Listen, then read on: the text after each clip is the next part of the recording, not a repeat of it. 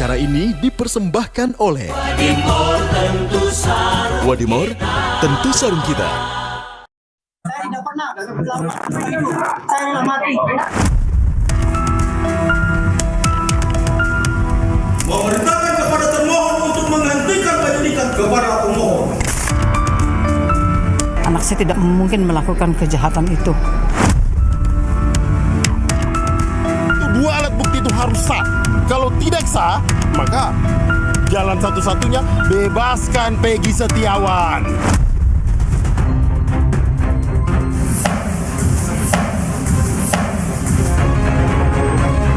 Peggy Setiawan dapat dimintai pertanggungjawaban atas perbuatan yang dilakukannya.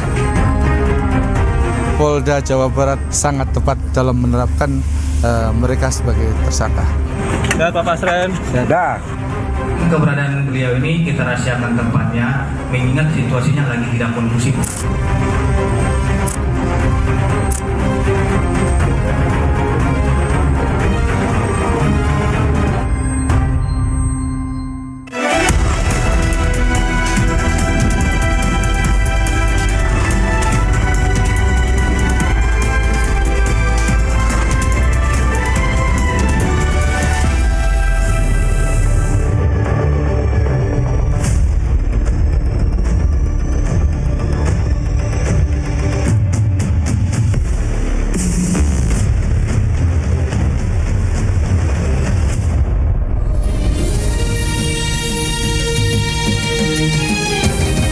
Disiarkan langsung dari studio MNC Conference Hall iNews Tower Jakarta.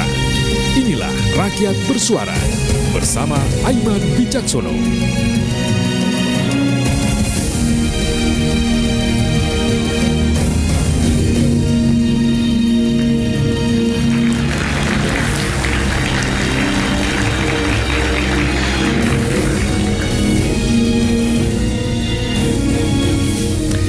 Selamat malam, pemirsa dimanapun berada dan juga para hadirin di MNC Convention Hall di iNews Tower Jakarta.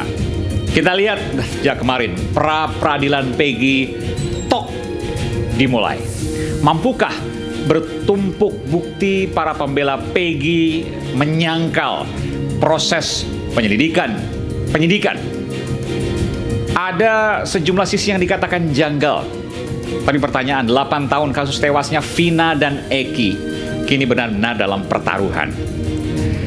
Rakyat Bersuara sekian pekan mengangkat kasus Vina karena hal ini bukan saja diminati oleh pemirsa terkait dengan isinya, tapi ini juga bicara soal bagaimana keadilan itu harus dicari, ditemukan, dan diperjuangkan. Apakah hasilnya nanti akan berbeda atau sesungguhnya selama ini sudah benar adanya? Saya Aiman Wicaksono, inilah Rakyat Bersuara.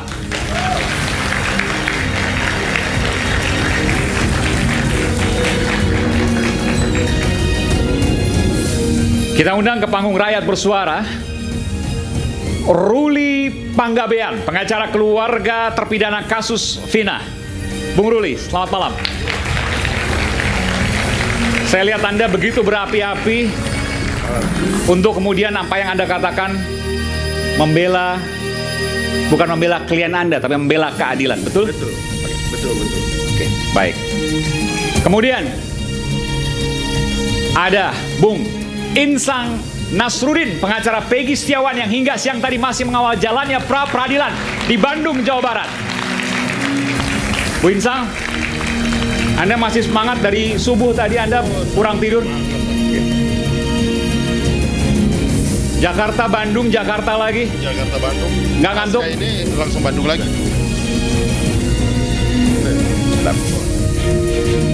Udahnya, coba. Udah. Ya. Jadi pasca ini langsung Bandung lagi. Oh, Jakarta, Bandung, sekarang Jakarta? Jakarta kemudian Bandung lagi. Malam ini Bandung lagi? Malam ini Bandung lagi. Karena Luar besok biasa. pagi kan masuk pembuktian saksi.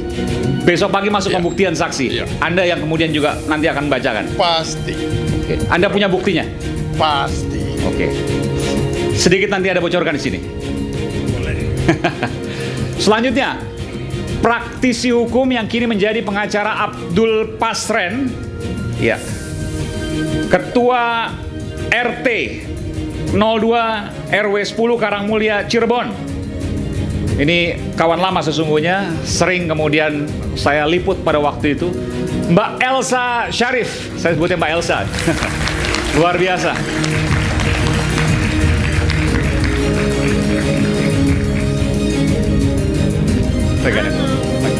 Silakan. Boleh, di sebelah sini boleh. Sebelah sini. Makasih Mbak Elsa. Dan the one and only praktisi hukum Bung Rasman Arif Nasution, Bung Ran. Sehat selalu, Bung Ran. Oke. Dan pemirsa dimanapun Anda berada dan juga para hadirin di iNews Tower Jakarta, selamat datang di Rakyat Bersuara. Dan sebelum kita mulai dialog ini, kita akan dengarkan, simak, cermati informasi berikut ini.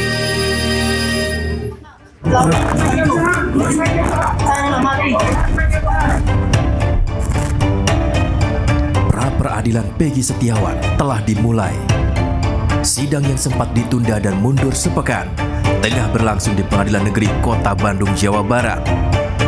Memerintahkan kepada termohon untuk menghentikan penyidikan terhadap perintah penyidikan. Tim hukum pembela Peggy telah membacakan berkas gugatan pra peradilan di depan Hakim Tunggal Eman Sulaiman. Ketika alat bukti itu dan harus relevan, artinya alat bukti itu, dua alat bukti itu harus sah. Kalau tidak sah, maka jalan satu-satunya bebaskan Peggy Setiawan. Saya sebagai seorang ibu akan berjuang semampu saya juga, semampu kekuatan seorang ibu untuk membebaskan dan anak saya. Pihak Polda Jawa Barat yakin dalam menetapkan Peggy sebagai tersangka kasus pembunuhan sejoli Vina Arsita Dewi dan Muhammad Rizky alias Eki. Dan saudara Peggy Setiawan dapat dimintai pertanggungjawaban atas perbuatan yang dilakukannya. Tapi kami sangat siap menunjukkan alat bukti yang telah dilakukan oleh tim penyidik Polda Jawa Barat. Pak Pasren. Sementara itu, Abdul Pasren yang merupakan Ketua RT Karangmulia akhirnya muncul dan buka suara usai dilaporkan keluarga terpidana kasus pembunuhan Vina atas tuduhan memberikan kesaksian palsu. Terkait dengan Pak Pasren, keberadaannya, lokasinya, dan lain-lain ataupun kesehatannya kepada kita. Akan tetapi terkait dengan keberadaan beliau ini, kita rahasiakan tempatnya, mengingat situasinya lagi tidak kondusif saat ini. Sidang pra-peradilan Peggy Setiawan menjadi pertaruhan pengusutan secara transparan kasus kematian Vina dan Eki.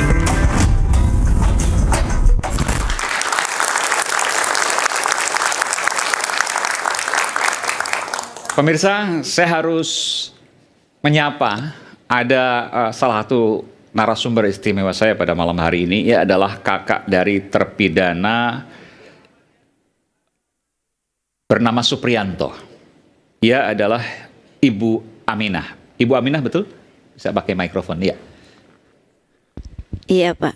Ibu Aminah. Ibu Aminah ini kemarin saya lihat Ibu ikut melaporkan Pak RT di Bareskrim Polri, betul? Betul. Ibu berani sekali, kenapa? Ya, karena saya jujur, Pak. Karena saya tidak pernah memfitnah Bapak Pasren. Tidak pernah memfitnah Bapak Pasren? Iya. Maksudnya siapa yang memfitnah? Siapa yang dikatakan memfitnah Bapak Pasren?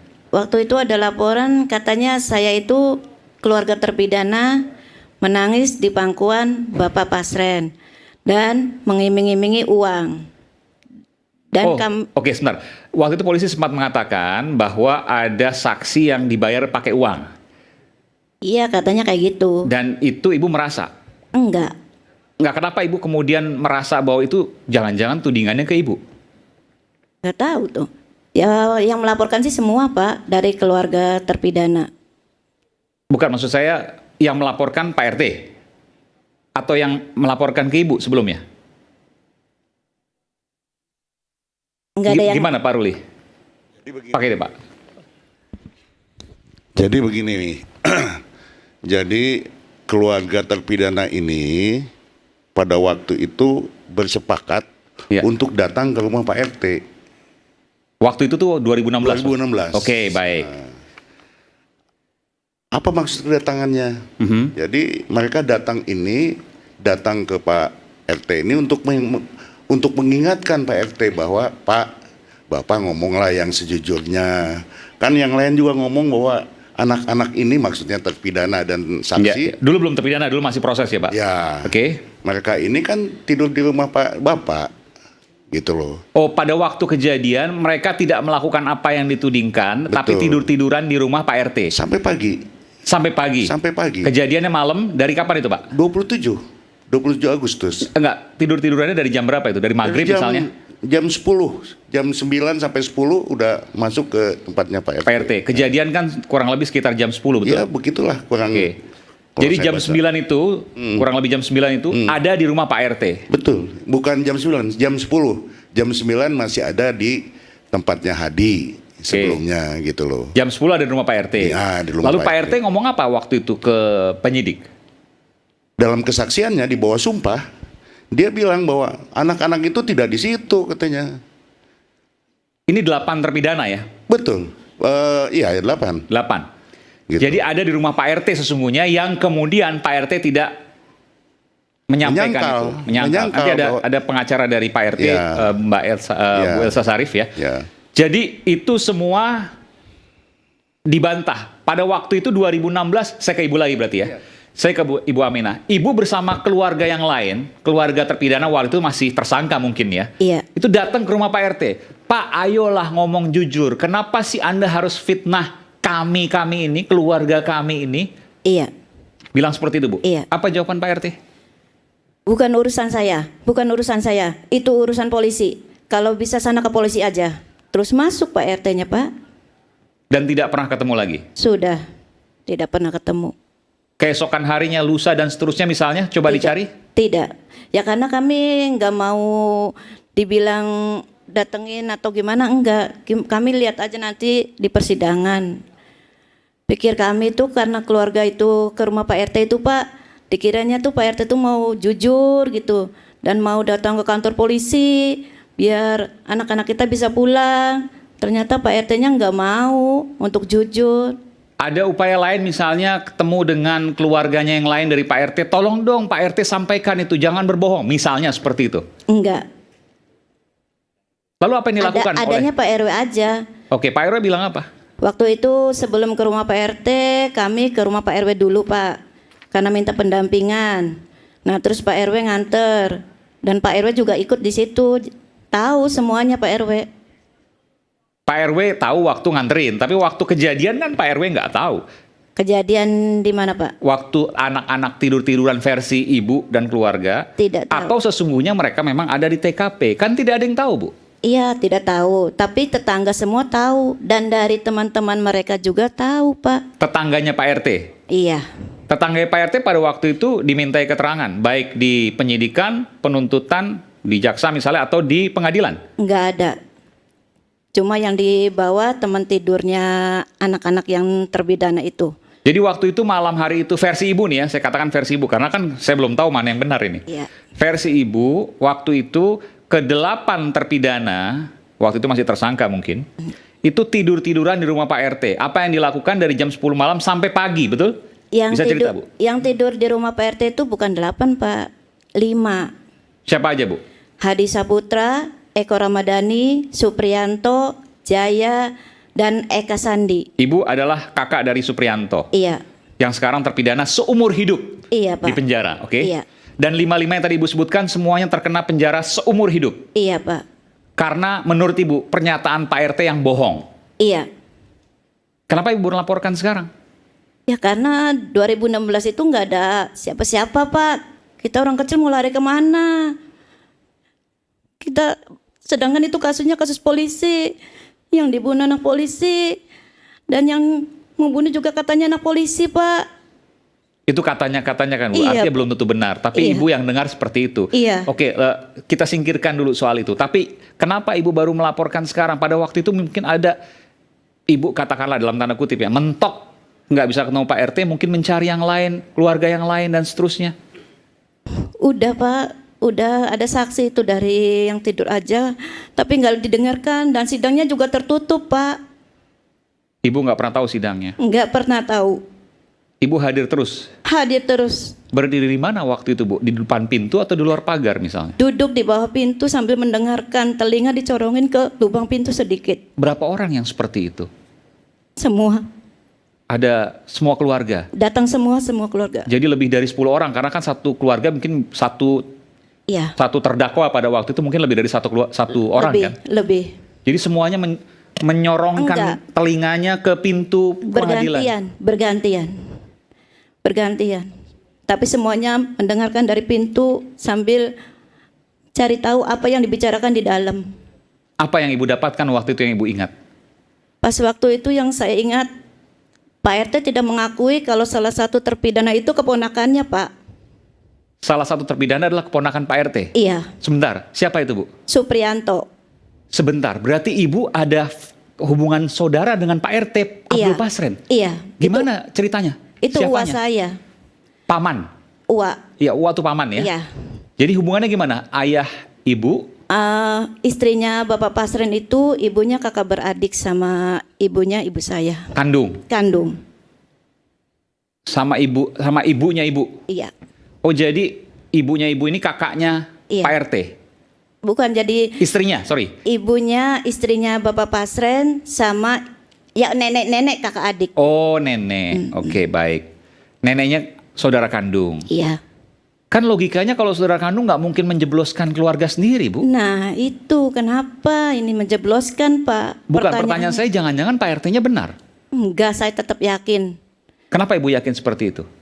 Ya karena saya yakin adik saya nggak ngelakuin seperti itu Pak. Nggak, artinya begini, ini kan versi dari pengakuan adik Ibu Suprianto itu Iya. ya. Tapi kan ada saksi yang lain, yang Ibu katakan tetangga. Iya. Ada berapa tetangga yang mengatakan hal yang sama dengan para terpidana itu pada waktu itu tersangka? Bahwa mereka memang betul tidur-tiduran di situ. Minimal 10 Pak. 10? 10 tetangga melihat itu dan 10 tetangga itu tidak pernah dihadirkan dalam saksi? Tidak. Di persidangan maupun penyidikan? Iya. Ibu yakin dengan jawaban Ibu? Yakin. Jadi hanya Pak RT saja, terus kemudian Liga Akbar? Kalau Liga Akbar nggak kenal sih Pak. Iya. Ya ini kan mirip, berarti kan apa yang disampaikan oleh Liga Akbar kemudian ditarik. Dia mengaku sekarang bahwa itu kebohongan. Iya. Pak RT juga Ibu tuding sebuah kebohongan. Iya. Tapi kita belum tahu mana yang benar. Iya. Bahwa apa yang terjadi Ibu yakin itu adalah kedustaan dari Pak RT Abdul Pasren. Itu yang Iya. Ibu yakini. Iya. Saya ingin ke Bu Elsa Sarif. Dusta yang disampaikan oleh Pak RT Abdul Pasren. Silakan Bu. Iya. Pakai mikrofon boleh Bu. Ya, Terima kasih. ya silakan. Terima kasih. Ya, kita berpegang pada putusan yang mempunyai Lebih dekat lagi mohon maaf Bu. Kita berpegang pada putusan yang mempunyai kekuatan hukum tetap. Karena BAP itu hanya pengantar dan sudah diuji. Pra-peradilan ditolak. Kemudian pra-peradilan dulu pernah? Sudah pernah, ini ada putusan. 2016 itu Bu ya? Iya. Oke. Sudah ditolak. Saya lihat Bu ya. Iya, Saya lihat, oke. silakan. Oke, ini penetapan pra-peradilan. Oh 2017, Iya. nomor 1. Ini berarti awal-awal tahun mungkin ya. Ya. Kemudian dari 17 Januari 2017 dilakukan Iya. pra-peradilan oleh 5 terpidana ini. Terpidana. Dulu masih tersangka mungkin ya. ya tersangka. Eko Ramadhani, Eka Sandi, Suprianto, Hadi Saputra, Jaya. Ini yang 5 orang yang dikatakan di Pak RT. Dan sudah dilakukan pra-peradilan. Sudah. Dan kemudian kalah. Ditolak. Oke. Kemudian di Polda Jabar kan sudah ada lawyernya dan sudah mencabut sudah tidak bersedia untuk rekonstruksi. Kemudian waktu persidangan juga mencabut BAP. Kemudian juga dalam mengajukan eksepsi ditolak juga, dan kemudian segala upaya hukum sudah dilakukan.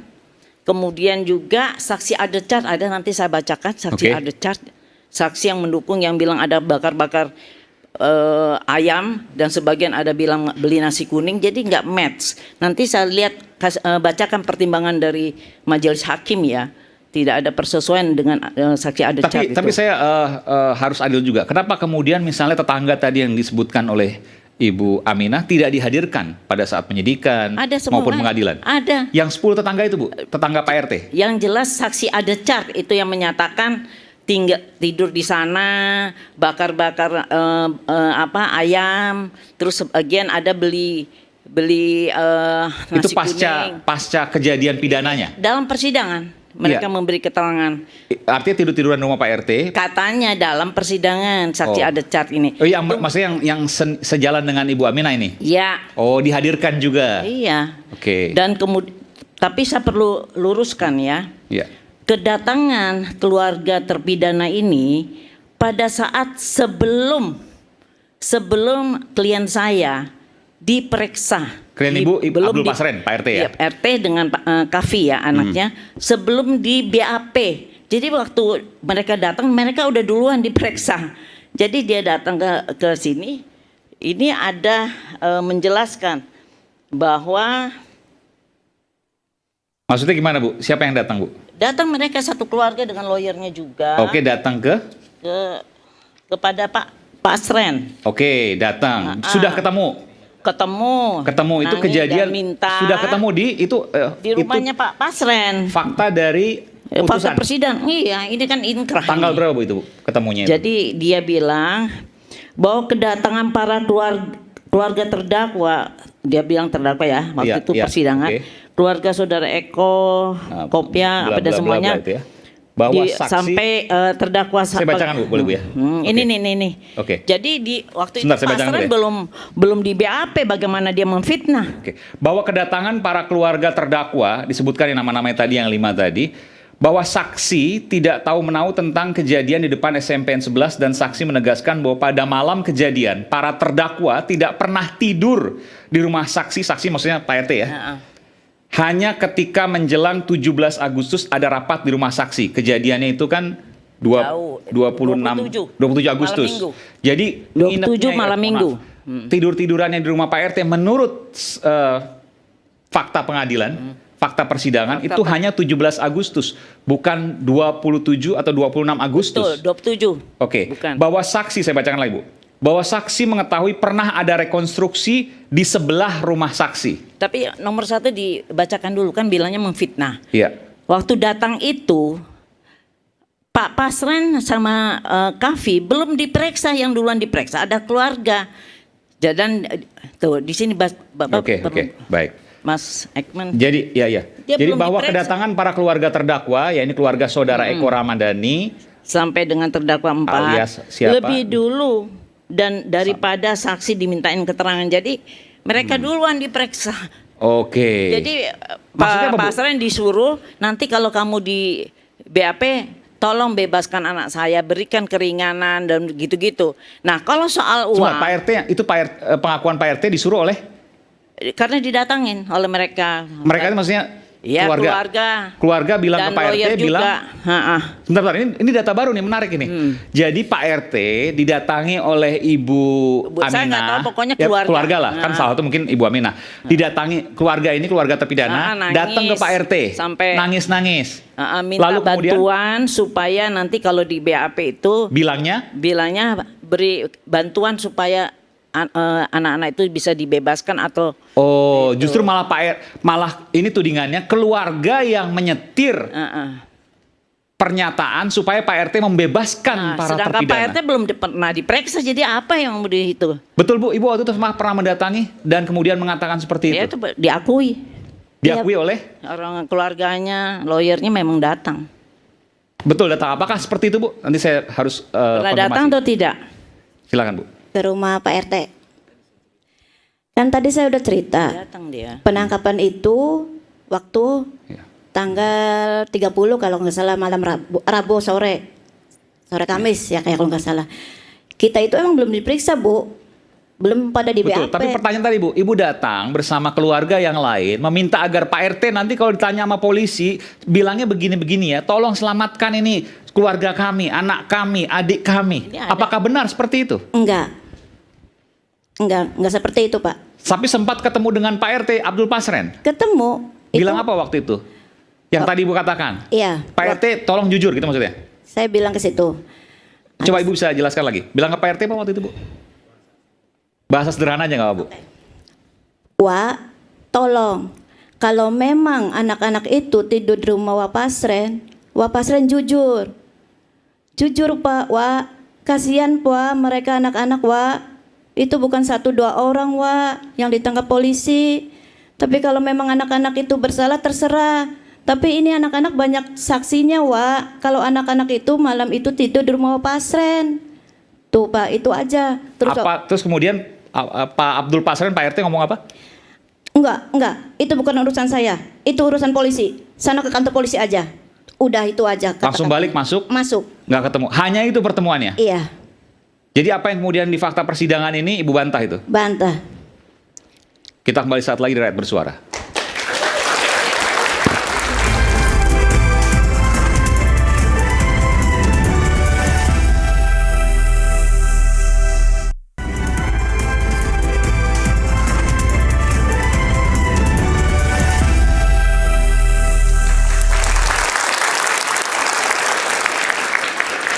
Pemirsa, kenapa saya mendalami soal pernyataan Pak RT Abdul Pasren ini sangat penting. Kenapa?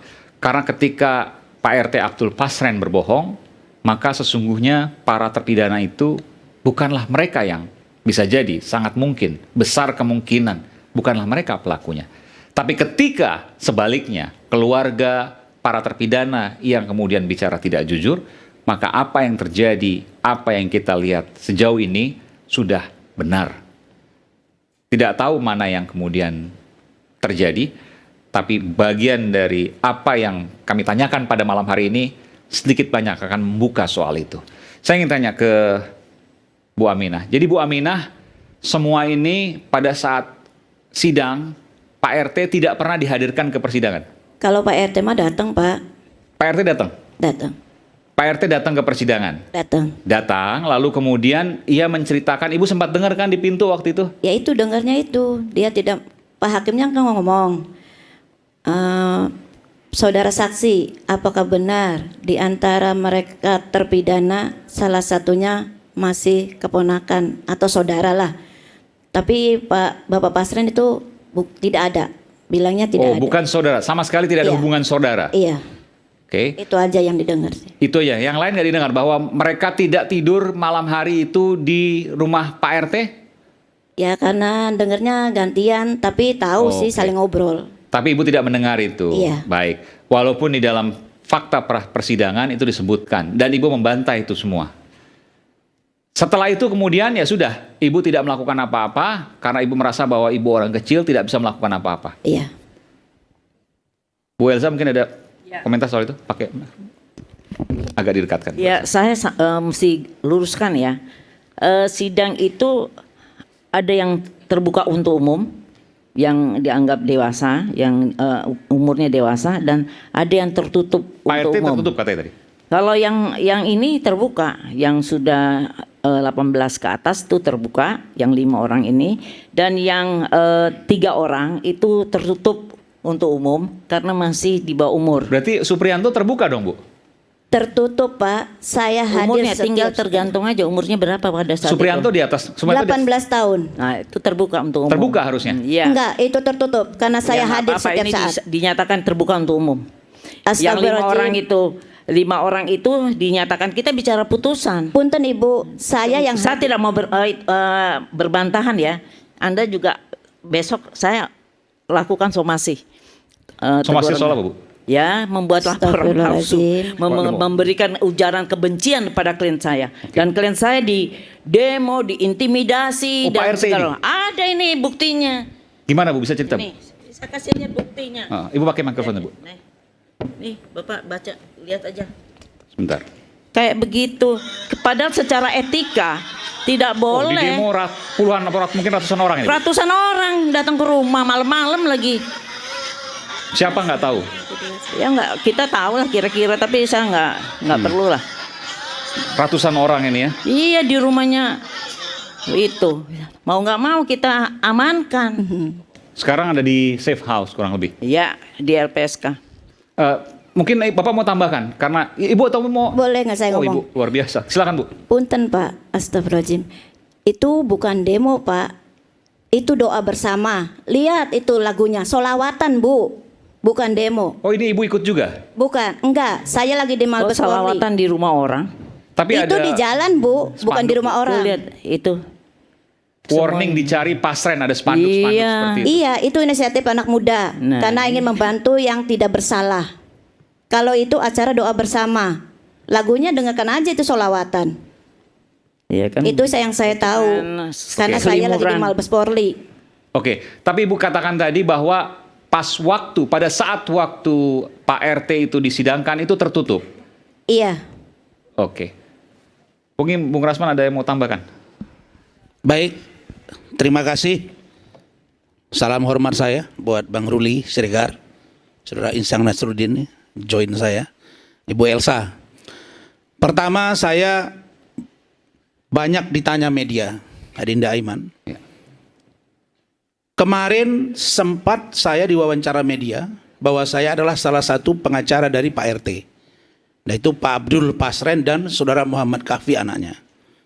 Lalu kemudian saya mengundurkan diri. Pertimbangan saya lebih bisa berkreasi sebagai seorang praktisi hukum dan ingin fokus kepada Pak Suroto dan Yosi. Alhamdulillah. Nah kemudian saya mendalami. Kenapa alhamdulillah Bu? Kenapa Bu? Ya. Boleh mendengar. Mungkin kalau ada saya mungkin agak lebih seru gitu Bu. Maksudnya tuh. Maksudnya gimana Bu? Emang Ya, Rasman sepenting itu gitu? Enggak, Oh, enggak. bisa ketemu langsung sama Bapak. Oh, terima kasih. Jadi ini yang saya cermati sedari awal. Bahwa ketika kita menangani satu perkara, kita harus komprehensif mendalami semuanya.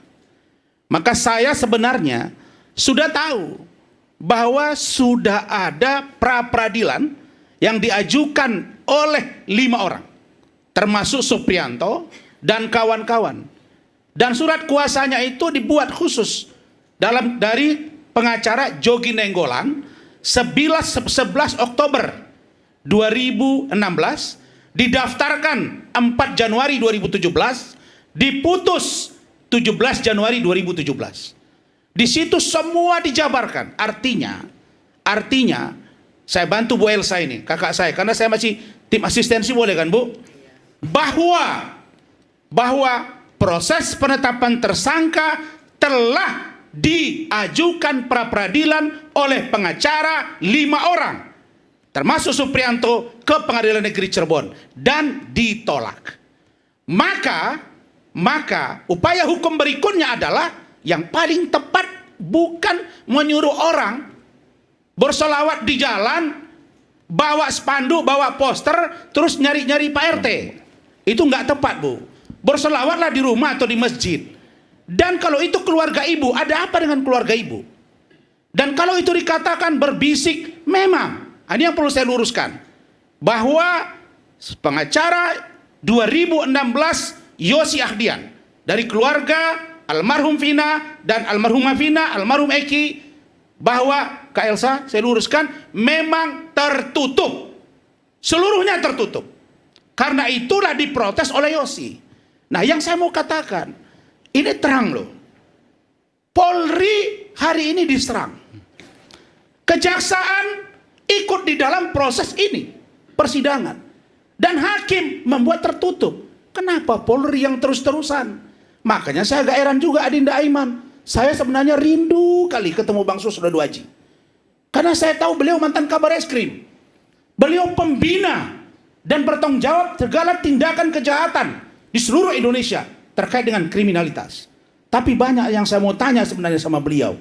Ketika kemarin saya didatangi oleh Saudara Abraham Cilaban dari AB Plus iNews. Beliau diundang, saya diundang dalam hari ini narasumber. Saya melihat bahwa sepertinya Bang Susno melihat sangat kuat kemungkinan dan sangat banyak kesalahan dari polisi.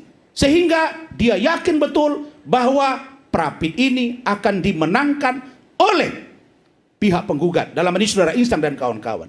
Padahal setahu saya Pak Susno masih bisa masuk bicara ke Kapolri, masih bicara ke Kapolda, kasih masukan. Kalau ada penyidik yang salah, bukankah Bapak juga mantan petinggi Polri? Bertanggung jawab untuk membaikkan Polri, bukan kami yang sipil-sipil ini yang hari ini begitu sudah mulai dibully. KR saya dibilang nenek-nenek, saya dibilang cucu. I don't care. Yang penting bagi Rasman hari ini, penegakan hukum harus lurus dan tegas. Itu poin pertama. Jadi bahwa tertutup betul ya, Bung Rasman? Tertutup. Ya? Oke, baik. Nah, poin yang kedua, bentar Bang Ruli. Poin yang kedua, saya ingin hari ini dan malam ini judulnya sangat menarik. Pertaruhan kasus Vina. Pertaruhan siapa ini? Pertaruhan penyidik, pertaruhan para lawyer, pertaruhan kita ini sebagai kuasa hukum dalam pengertian saya kuasa hukum, saya juga praktisi hukum. Maka saya ingin katakan pada potret peradilan yang sudah terjadi kemarin sampai tadi. Boleh nggak saya bicara itu? Silakan. Rekan saya, Insang Nasruddin dan teman-teman, mereka membacakan sedemikian rupa. Kalau saya lihat rangkaian peristiwa, apa yang mereka sampaikan, apa yang mereka jabarkan di Prapit itu. Kemudian saya kaitkan dengan putusan Prapit sebelumnya. Saya lihat dari rangkaian cerita dan gambaran hukum dari perspektif yang saya pahami.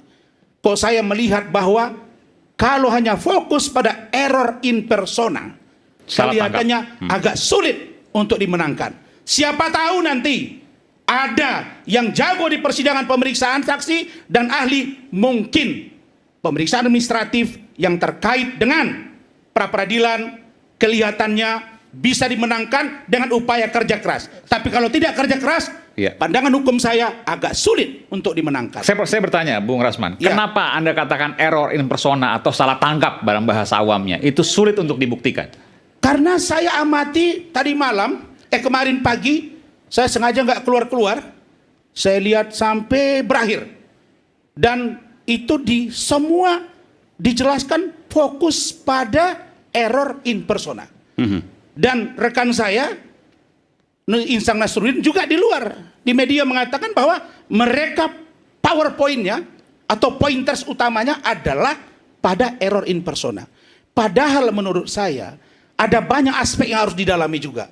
Penggeledahannya, penyitaannya, penangkapannya, dan lain-lain. Dan ada beberapa poin yang mereka ulas di sana. Misalnya, kalau dia seorang DPO, harusnya dipanggil dulu, tidak langsung ditangkap. Logika hukum saya bingung. Setahu saya, kalau orang sudah DPO, pasti tersangka. Dan kalau sudah tersangka dan DPO, kalau ketemu pasti ditangkap. Terserah siapa yang nangkap, baru serahkan ke penyidik. Maka kalau logika itu yang dibangun, menurut saya ada logika yang terbalik dari mereka. Apa itu? Satu mengatakan error in persona, salah orang, salah nama. Tapi mereka keberatan dengan DPO yang ditangkap. Harusnya konsisten di situ atau bedah pada penangkapan dan lain-lain. Sehingga ini universalitasnya kelihatan, tidak menjadi ambivalen dalam memberikan pendapat hukum. Bung Rasman, saya ke Bung Insan nanti. Ini bagus apa yang disampaikan oleh Bung Rasman. Ini menggugah logika. Yang namanya DPO atau kalau bahasa awamnya buronan, itu masa diperiksa dulu baru ditangkap. Ya kalau buronan ketemu misalnya dicari, ketemu langsung diambil.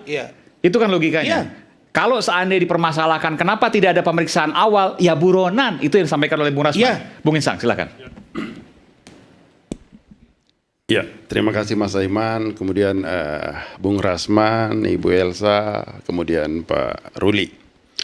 Bahwa perlu kami sampaikan, apa yang Bung Rasman tadi sampaikan, bahwa ini DPO itu ditangkap aja seperti itu. Perlu saya jelaskan bahwa masuk dalam permohonan kami, Mas Aiman, itu tidak seperti itu. 2016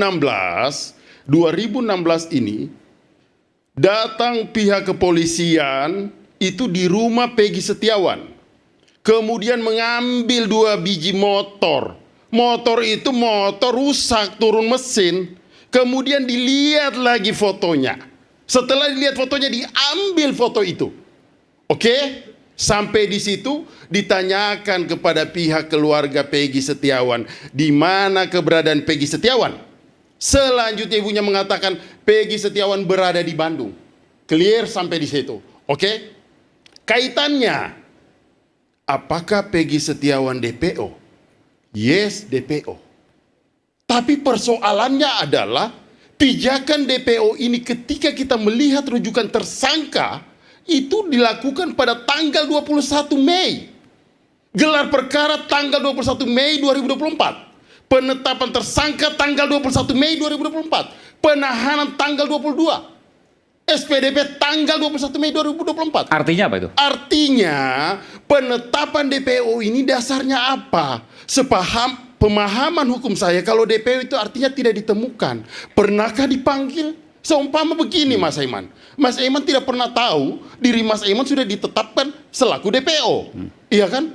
Tidak pernah tahu. Tiba-tiba di tanggal sekarang Mas Aiman dikatakan bahwa Mas Aiman tersangka terlebih dahulu sudah pernah ditetapkan DPO. Padahal tidak pernah memperoleh surat.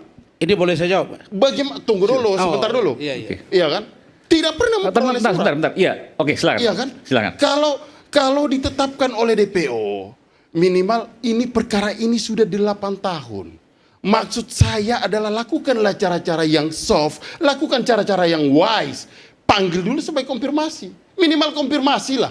Kalau you mau tahan-tahan, kami tidak... tapi harus diperiksa dulu. Harus dilakukan periksa dulu karena rujukannya apa? Perkap Kapolri. Oke, tapi kan begini, tadi logikanya belum terjawab tuh Bung Insang. Kalau dia buronan, kalau dia DPO, ketemu ya langsung tangkap, kan sesederhana itu. Betul. Persoalannya adalah kalau dia DPO langsung tangkap. Loh bagaimana mau dia tersangka aja nanti di 2024? Boleh nggak orang langsung ditangkap belum ditetapkan sebagai tersangka? Boleh nggak?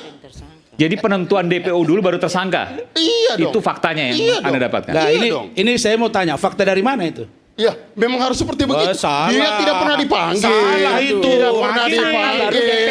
Bagaimana ceritanya? Makanya begini dulu ya. Inilah repotnya. Gini.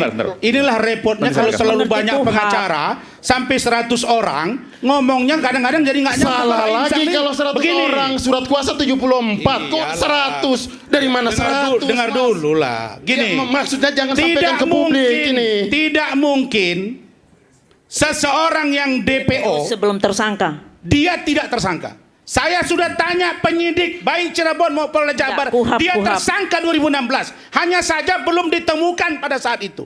Uang kalau datang ke rumah dia, digeledah, diambil sepeda motor, Anda tahu di mana dia? Kan tidak ditemukan oleh polisi. Saya tanggapi Mas. Karena tidak ditemukanlah dia, sehingga akhirnya kasus berjalan dan hakim memvonis 3 orang ini DPO. Setelah diperiksa, begini supaya ini kita luruskan. Setelah diperiksa oleh, supaya kita luruskan ini, Bung Rasman.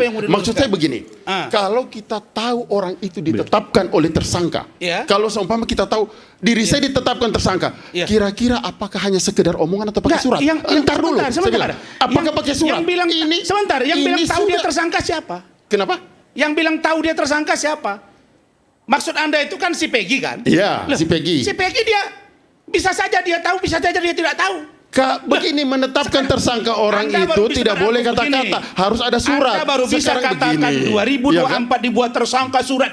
Kalau pada saat itu polisi mengetahui keberadaan dia dan dia ditangkap, diperiksa dan kemudian dilepas, ternyata dia tidak tersangka. Hari ini baru tersangka, itu baru real. Justru itu logika yang keliru menurut saya.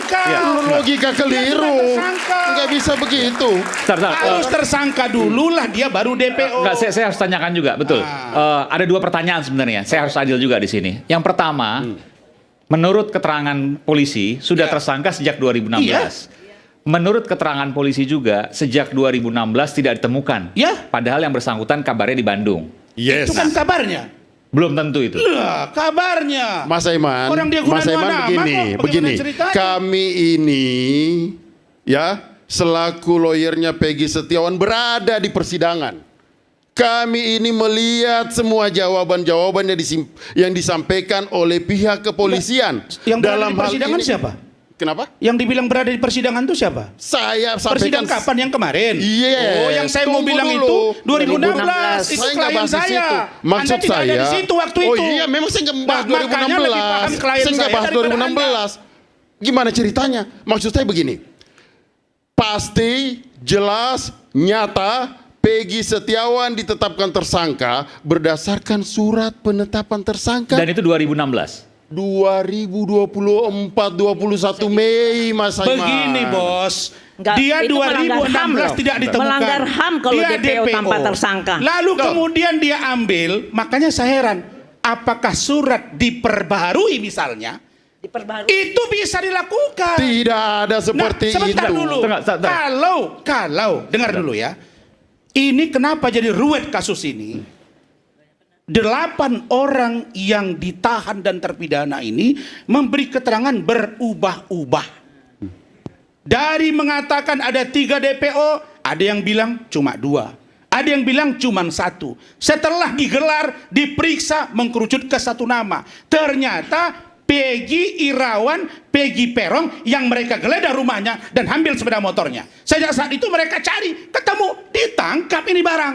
Nah, untuk pembuktiannya silakan tunggu hasil prapit ini. Karena 5 dari prapit yang diajukan kepada PN Cirebon ditolak 2017. Karena itu ini kita tunggu saja. Tapi kalau logika hukum saya mengatakan berat Bapak untuk menang dan atau dikabulkan oleh PN Cirebon. Ya, kita nggak mau kasih pendapat terhadap persidangan yang lagi berjalan ya. Itu kode etik. Saya tidak mau kasih pendapat.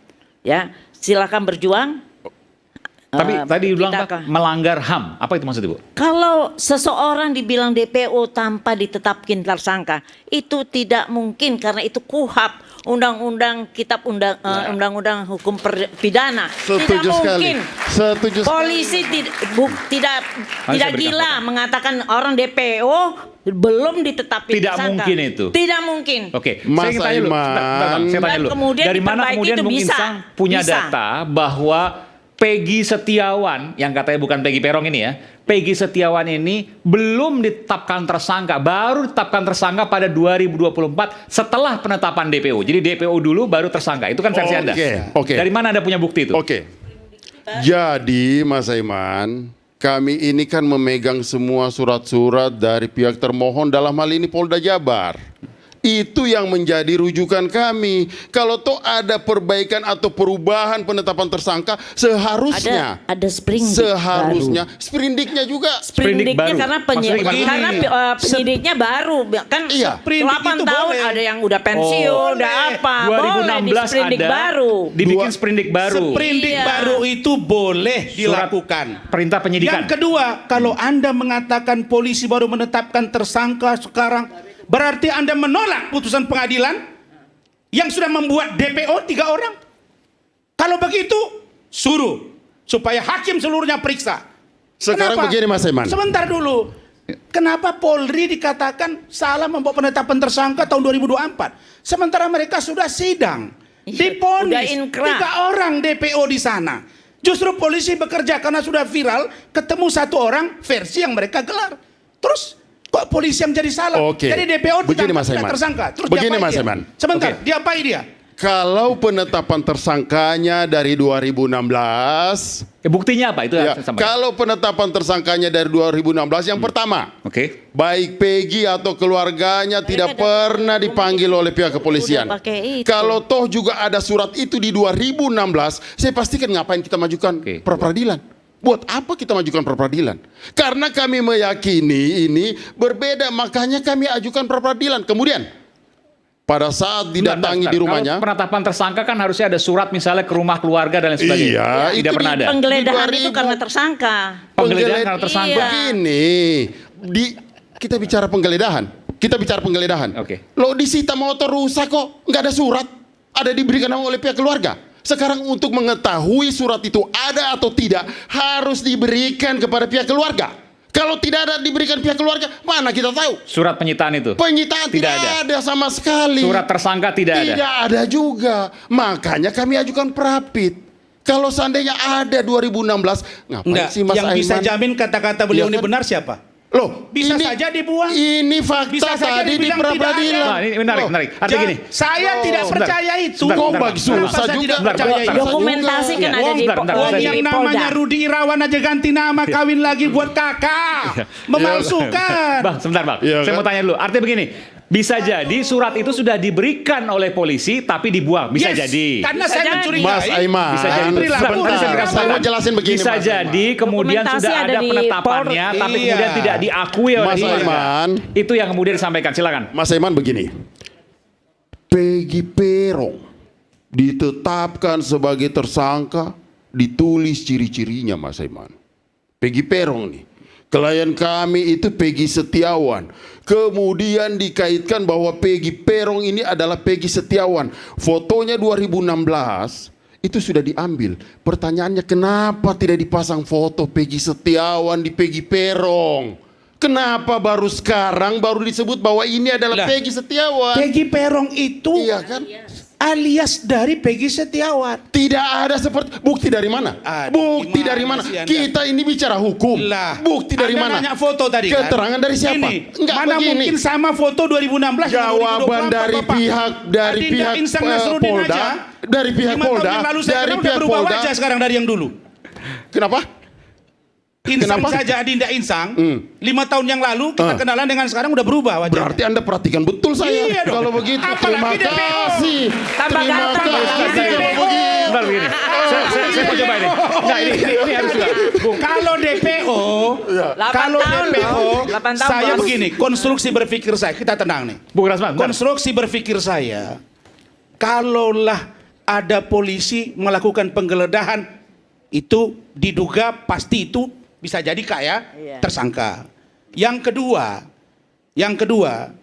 kalau dikasih surat, terus keluarganya bilang kami nggak terima, yang bisa membuktikan tidak terima itu apa? Yang ketiga, kalau kita lihat rangkaiannya atau petunjuknya, belakangan ketahuan bahwa mereka pindah ke Bandung. Kemudian bapaknya mengganti identitas, menikah lagi. Nama berubah jadi Ahmad Saprudi. Anaknya ini Peggy Setiawan ganti dengan Robi. Yang mana yang mau kita dengar ini? Enggak ada seperti itu. Enggak ada. Kenapa enggak ada? Enggak ada seperti itu. Tapi kalau anaknya Enggak ada. Robi bukan. Ternyata Robi itu orang lain.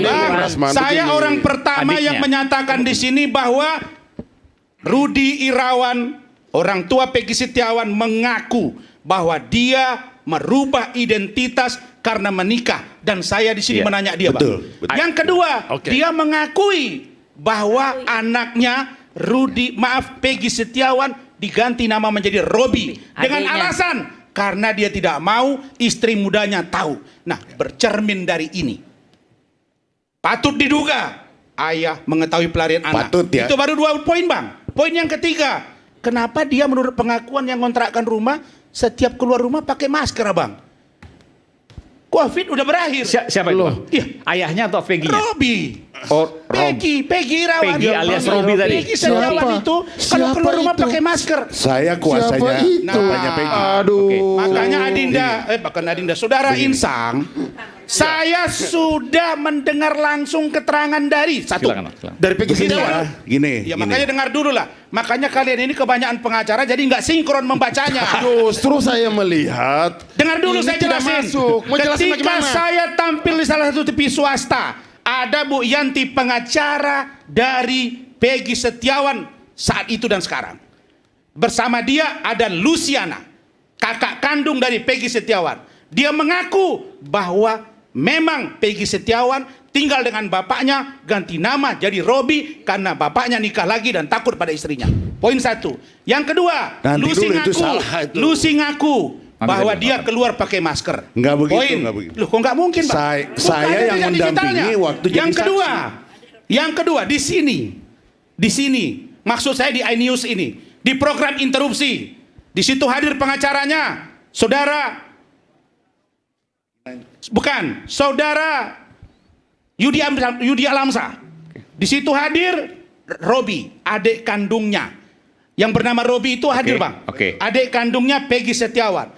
Saya tanya di situ, benar kakakmu berganti nama? Iya benar. Kenapa? Karena bapaknya kawin lagi. Benar pakai masker? Benar. Benar pakai hoodie tutup kepala? Benar.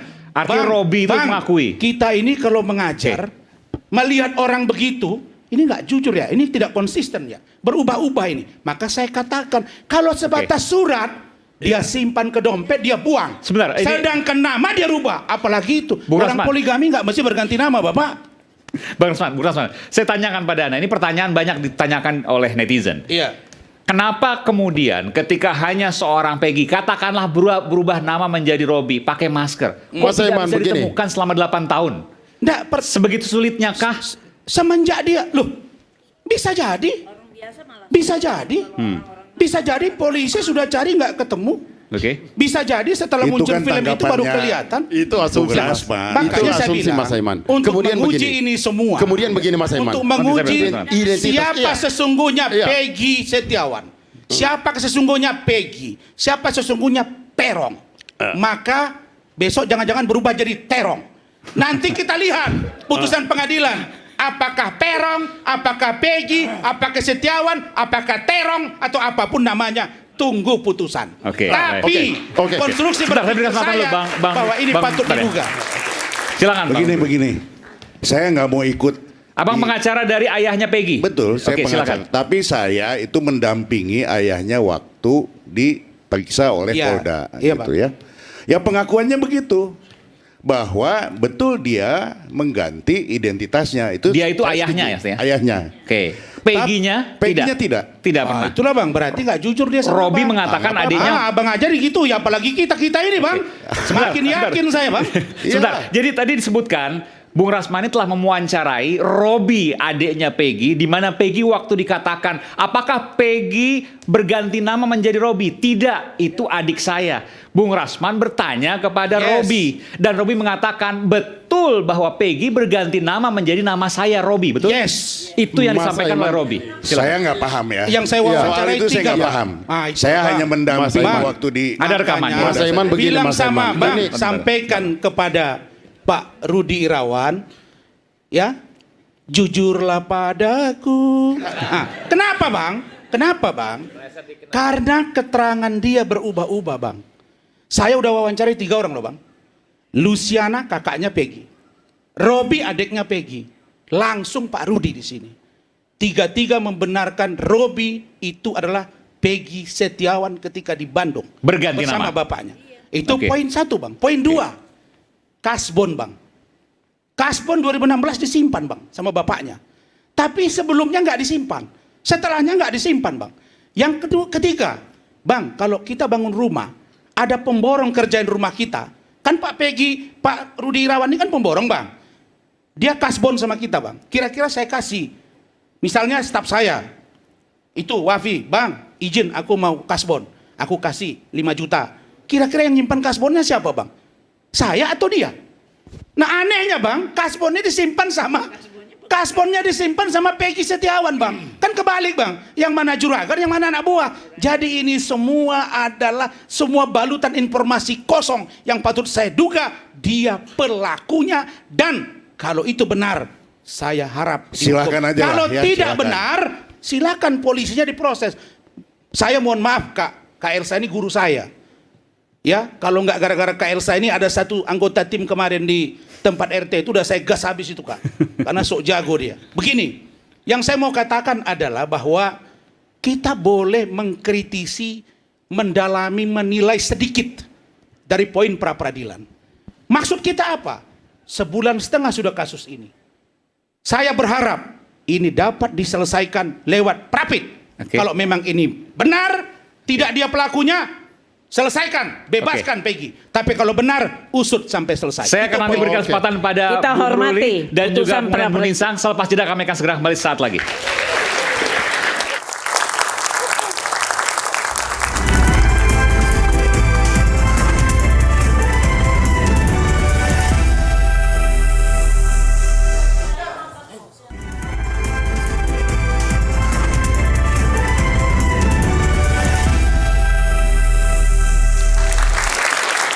Kembali di Rakyat Bersuara.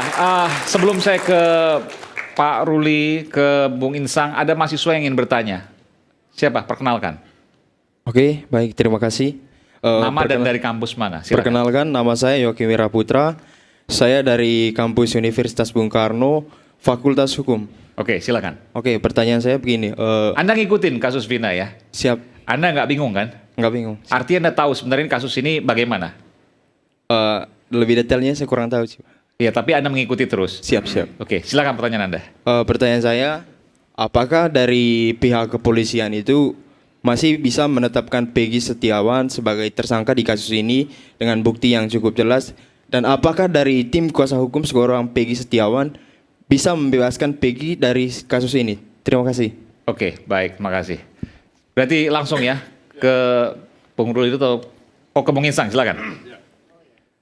Seberapa jauh keyakinan Anda, Bung Insang dan kawan-kawan? Kalau untuk penetapan Peggy Setiawan selaku tersangka, Peggy Setiawan itu sudah ditetapkan sebagai tersangka pada tanggal 21 Mei 2024 oleh Polda Jawa Barat. Itu yang Anda tahu? Itu yang menjadi fakta pra-peradilan yang disampaikan jawaban dari pihak Polda Jawa Barat. Tidak pernah disebutkan 2016? Tidak ada 2016. Itu jawaban maksudnya gimana? Jawaban dari Polda Jawa Barat ke siapa itu? Jawabannya dia sampaikan. Karena kami mengajukan permohonan. Ya. Dijawab. Betul itu penetapannya di tanggal 21 Mei. Bahwa tadi kemudian disampaikan mungkin saja itu sprindik kedua, sprindik ketiga. Kalau kami harus sampaikan apa yang Bung Rasman kan nggak percaya. Nggak percaya terhadap itu, ya sulit juga kalau kita mau harus menjelaskan seperti apa. Padahal ini kan ada suratnya. Bisa saya jelasin enggak? Ntar dulu. Saya mau melanjutkan lagi.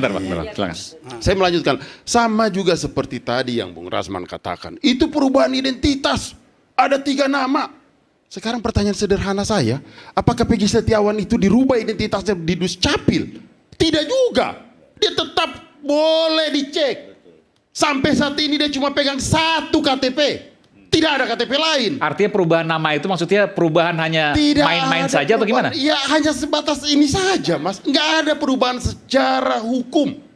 Tidak ada itu. Oke. Tapi diakui bahwa sempat berubah nama? Tidak ada perubahan nama. Cuma pegang satu. Saya jawab ya. Pegang satu. Kan begini, ini ada elaborasi dari aturan hukum yang kita pahami. Begini, Peggy jadi tersangka berdasarkan keterangan para terdakwa sebagai saksi, oke ya, serta alat bukti lain.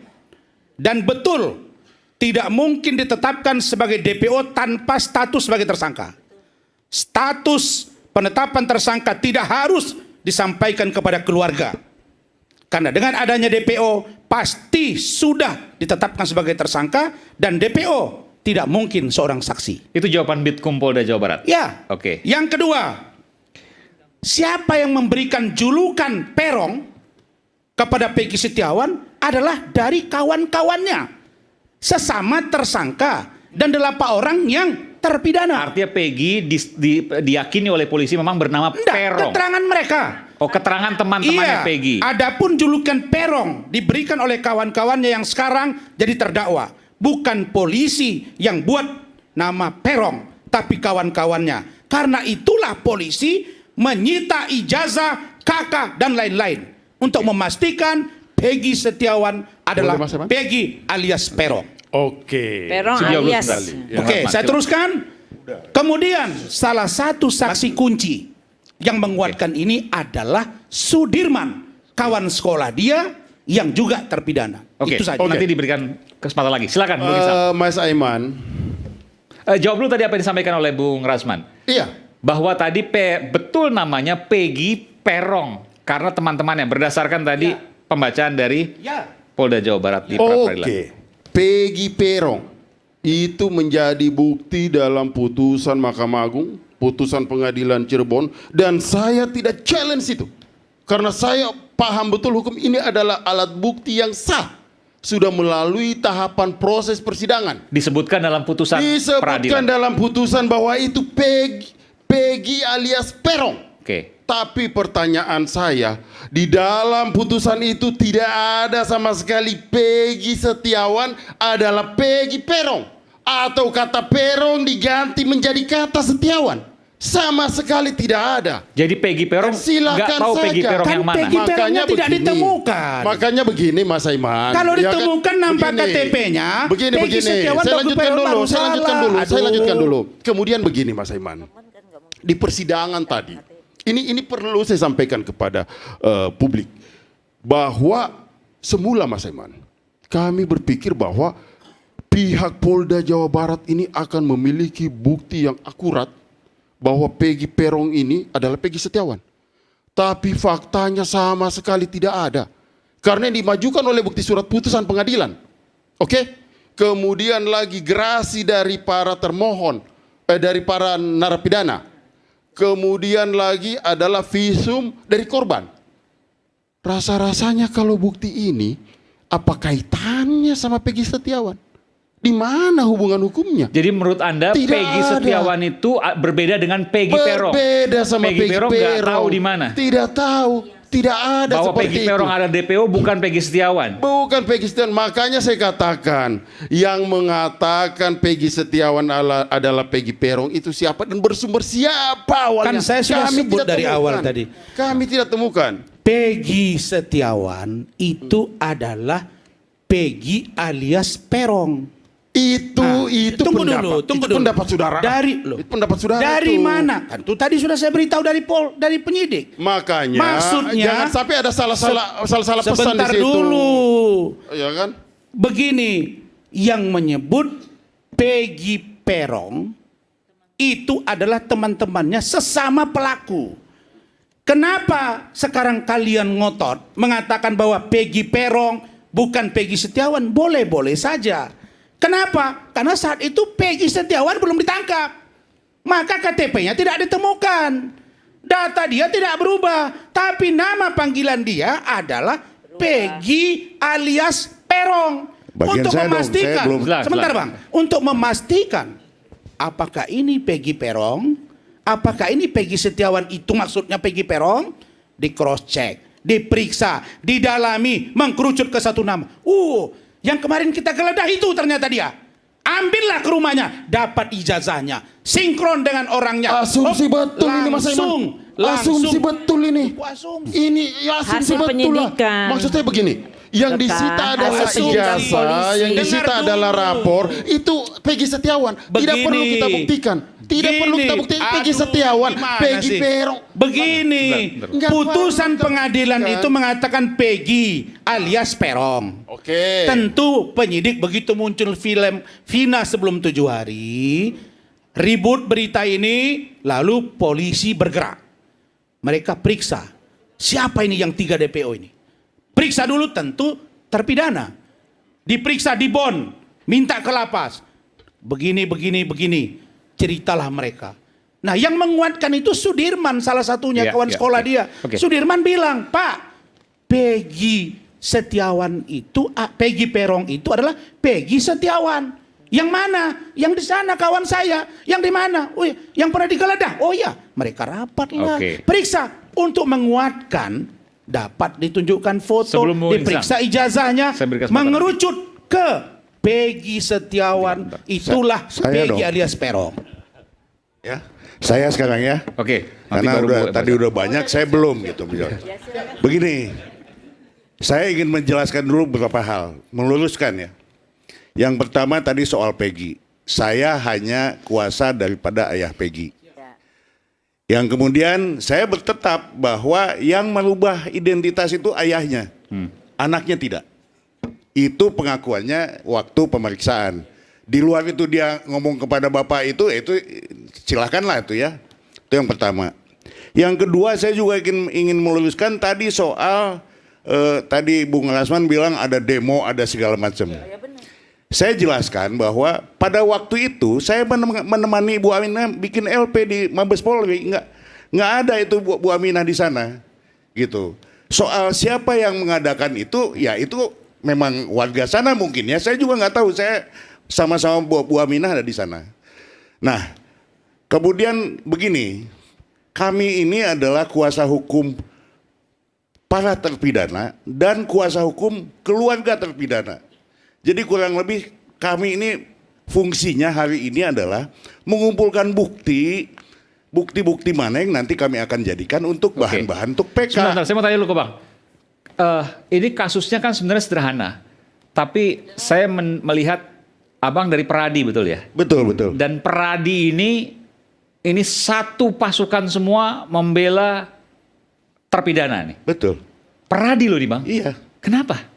Begini. Bukan satu dua orang ini, tapi organisasi. Ini kan hal yang luar biasa. Ini belum pernah diungkapkan sebelumnya, belum pernah dijawab sebelumnya ini. Kenapa Peradi organisasi, saya boleh bilang terbesar? Ya. Terbesar dari advokat Indonesia. Betul. Ini semuanya satu barisan membela terpidana kasus Vina, betul? Betul. Kenapa? Begini, saya mesti jelaskan bahwa salah satu fungsi dan tugas kita adalah memberikan bantuan hukum kepada siapapun yang membutuhkan. Tapi kan 1-2 orang, ini satu organisasi. Ada berapa ratus pengacara itu? Berapa ribu pengacara? Ada sekitar 60.000. 60.000? Ya, dan Abang bisa katakan bahwa 60.000 itu satu suara membela terpidana kasus Vina? Betul. Serius nih Bang? 60.000? Tapi kan nggak ada surat kuasa. Nggak juga itu Ibu Lideneti nggak itu. Saya datang di sini, benar. Saya datang di sini. Ini atas nama organisasi, bukan saya pribadi. Atas nama Pradi. Betul. Saya ini ditugaskan oleh Bang Otto Hasibuan. Ini luar biasa, belum pernah loh di Pradi seperti ini, belum pernah. Umum untuk menjadi leading sektornya gitu loh. Jadi saya juga berbicara nggak kayak Bung Rasman bebas gitu. Saya bicara jadi agak kita bukan bicara kasusnya, tapi luar biasa sekali. Begini, satu organisasi ini. Saya sebenarnya satu suara. Ya, saya juga kaget ya. Ini ada terpidana dibela mati-matian kan gitu ya. Tapi lupa bahwa Vina, Eki sudah jadi tulang belulang sekarang. Ada kejahatan pembunuhan di sana. Kenapa nggak bantu juga kita? Misalnya kirim juga ke saya. Bang Otto bilang, Man, aku kirim lagi 5 untuk kau. Kalau 5 untuk Bang Elsa gitu. pasti kita kan kirim. slow kita kan. Tapi kan nggak ada yang main. Ini masalahnya adalah. Di pleno nggak? Ini 60.000 itu. Ini masalahnya adalah semua keluarga terpidana ini datang ke Pradi. Ya. Nah, Titin yang bawa. Ya, saya nggak. Pokoknya datang semuanya lah. Lideneti itu di belakang Pradi enggak itu sama Rahmat itu. Dan jadi kewajiban kami untuk bantu gitu. Kewajiban kami dan untuk Abang bantu. Berani mengatakan bahwa organisasi Pradi, betul ya? Betul. Di bawah Pak Otto ya? Betul. Jadi jangan heran, memang ini tugas kita kok. Pertanyaannya, ada apa? Sesaat lagi di Rakyat Bersuara kami akan kembali.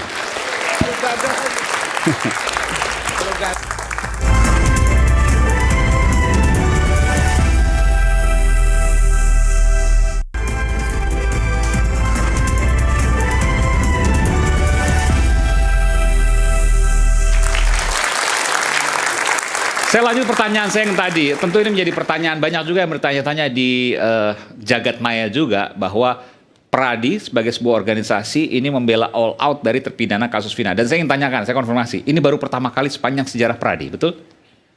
Seingat saya ya, karena ini pertama kali ini merupakan tragedi ya. Tragedi, kasus Vina ini tragedi. Iya kan, gitu. Jadi tragedi apa?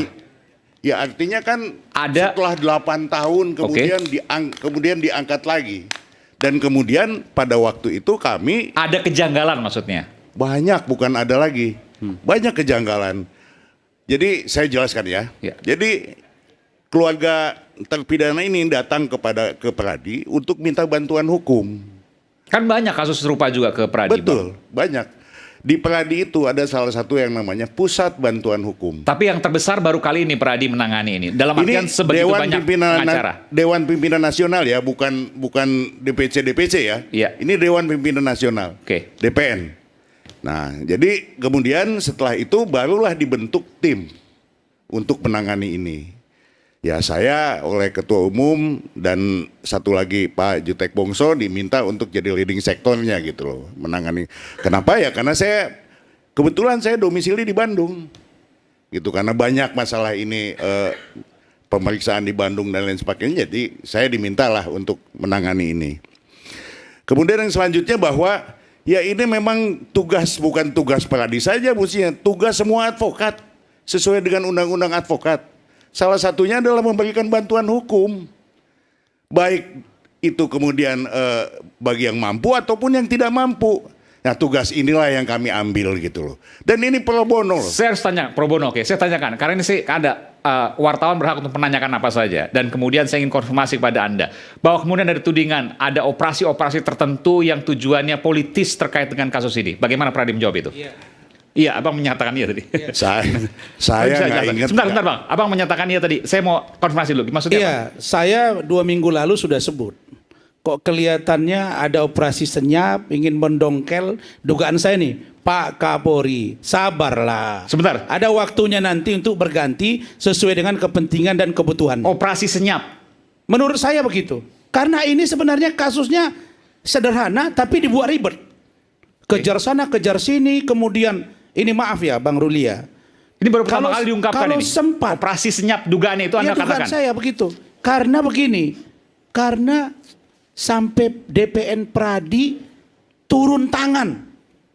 Dan saya masih ingat pernyataan Bang Otto, abang saya ini, senior saya, bahwa beliau itu kelihatannya seperti sangat yakin bahwa 8 orang ini bukan pelaku yang sesungguhnya.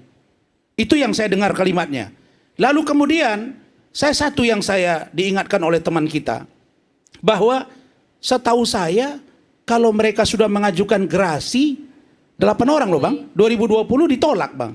Kalau mengajukan PK kan dia mengakui perbuatannya. Terus apa yang mau di-PK-kan Bang? Begini, ini akan menjadi multitafsir. Ini harus jawab dulu nih, operasi senyap. Iya. Dugaannya Pradi gitu Anda Karena katakan. ada satu pengacara. Sebentar, dugaannya Pradi. Anda mengatakan itu? No. Saya melihat ada satu oknum juga si pengacara yang selalu mencurigai bahwa polisi tidak kerja keras, minta presiden buat TPF dan lain-lain. Kemudian ada bicara beberapa petinggi. Cuma salah satunya, saya heran, Bang Otto kok sampai sejauh ini ya bicara tentang kasus ini. Ditambah lagi misalnya, saya lihat Pak Deddy Mulyadi, yang dia anggota DPR. Kan bisa bicara dengan Kapolri, bisa bicara dengan Kapolda. Dulu waktu jadi Bupati Purwakarta nggak seperti ini, luar biasanya dia. Iya, bukan bupati dia Kak. Bupati 2 periode Kak, sekarang istrinya Kak. Cuma dia udah bercerai, itu aja. Nah lalu sekarang saya lihat luar biasa ngurus kasus ini. Apakah begini diurusnya dulu rakyat Purwakarta?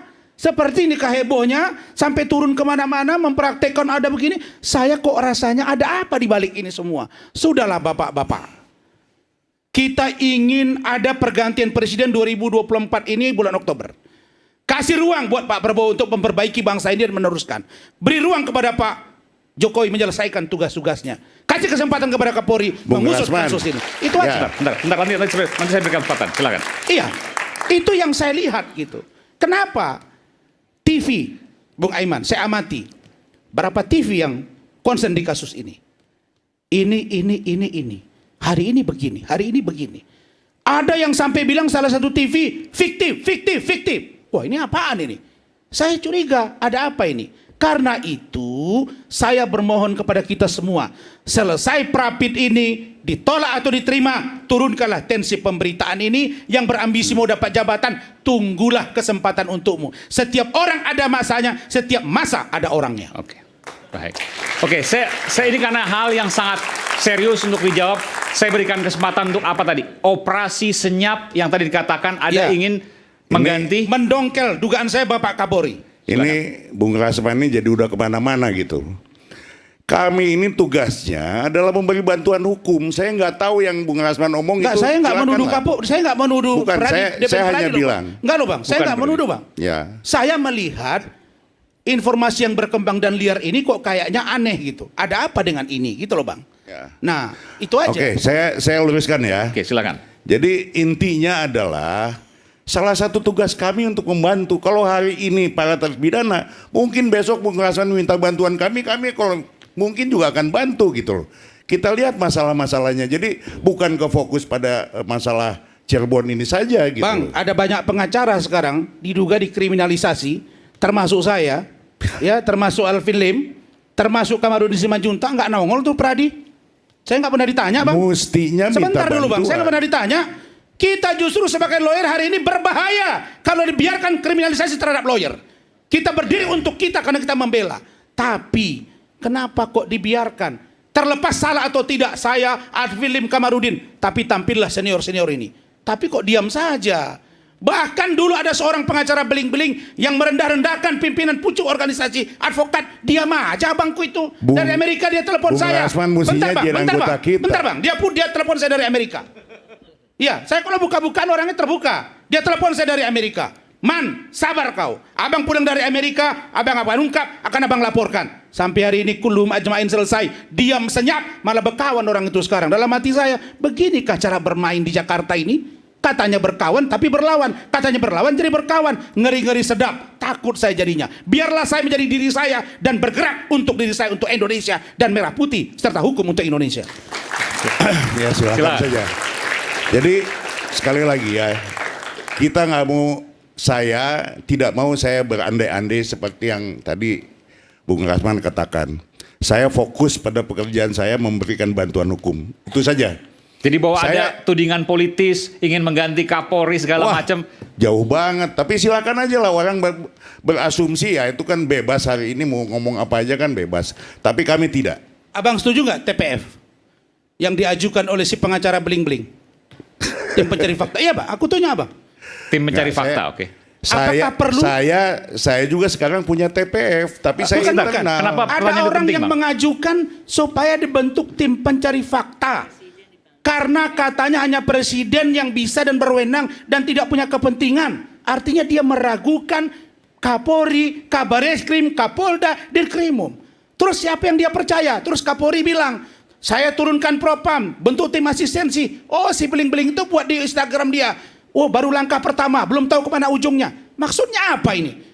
Makanya saya bilang, beling-beling kau datang sini, kita debat sini. Kau bereskan persoalan bangsa ini. Kalau kau hebat untuk Indonesia, jangan bawa persoalan pribadi. 2 tahun yang lalu di up ke media. Saya percaya Bang Ruli, sehati dengan saya. Bang, hukum equal untuk semua. Dan jangan ada orang yang merasa, itu presiden saya, bukan presiden kalian. Oke. Saya luruskan dulu masalah ini ya. Balik lagi ke masalah ini. Saya berikan kesempatan, setelah jeda saya akan berikan kesempatan ke Bang Ruli seluas-luasnya. Saat lagi tetap sama kami di Rakyat Bersuara.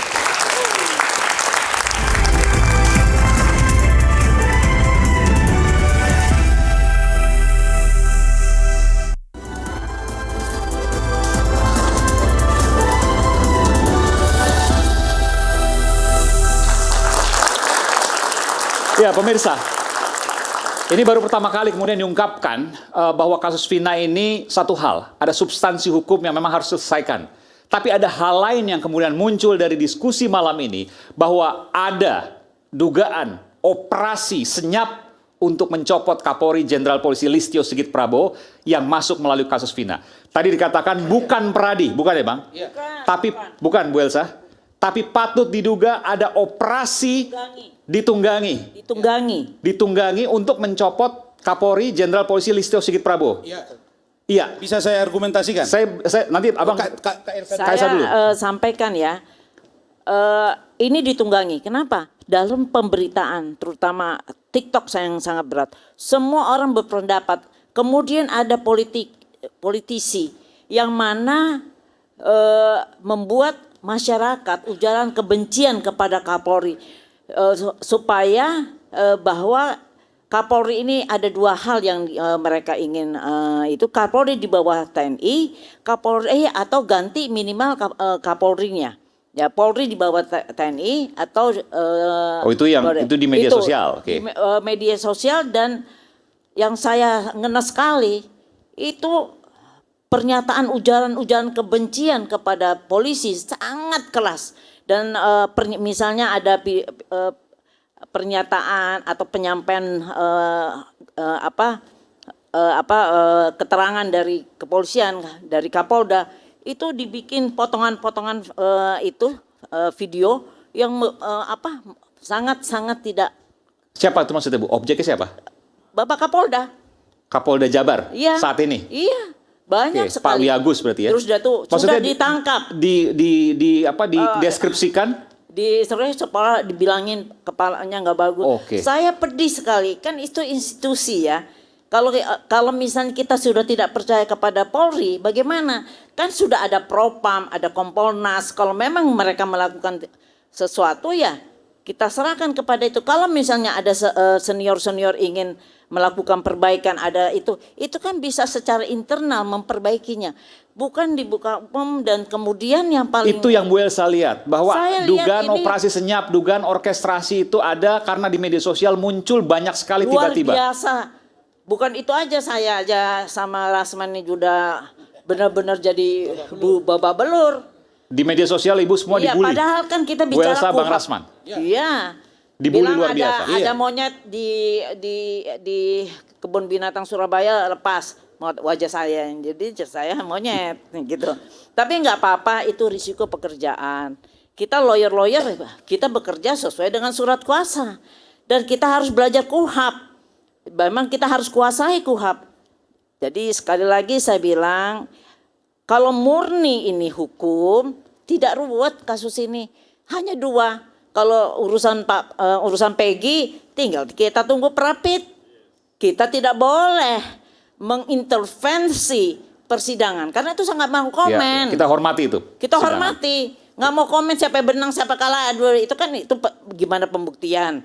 Serahkan pada proses persidangannya. Ya. Kepada yang terpidana ini, ya upaya dia mau PK, carilah novum. Soal nanti berhasil atau enggak kan bukan urusan saya. Tugasnya adalah menjaga semua saksi-saksi kunci dan diperkuat dengan saksi-saksi lain yang saya siapkan. Oke, silakan. Begini, saya Nanti ini saya sudah berpengalaman di teror.